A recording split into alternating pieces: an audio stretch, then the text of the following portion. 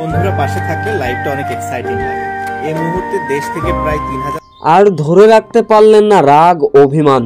তামিম যখন বন্ধু আমার অসুস্থ বিছানায়, সাকিব আল হাসানের আবেগঘন বার্তা ছুঁয়ে গেল কোটি বাঙালির হৃদয়। যা বলেছিলেন অসুস্থ থাকাকালীন তামিম ইকবালকে সাকিব আল হাসান, দুইবার স্ট্রোক করে যখন বাঁচা মরা সন্ধিক্ষণে তামিম ইকবাল, তখন আর চুপ থাকতে পারলেন না সাকিব আল হাসান। তার নিজের ভেরিফাই ফেসবুক পেজে সাকিব আল হাসান ঠিক এমনভাবেই লিখেছিলেন, আজ আমার জন্য বিশেষ দিন, কিন্তু মনটা পুরোপুরি আনন্দ নেই, কারণ আমার প্রিয় সতীর্থ ও আমার বন্ধু তামিম ইকবাল যে অসুস্থ। মাঠে আমরা একসঙ্গে অনেক লড়াই করেছি, অনেক স্মৃতি রয়েছে আমাদের। আমরা সব সময় চাইব আমাদের এই পথ চলা যেন আরও দীর্ঘায়ু হয়। তুমি বাংলাদেশের ক্রিকেটের অন্যতম বড় শক্তি। তোমার দ্রুত সুস্থতা ও মাঠে ফেরার আশার জন্য দোয়া করছি।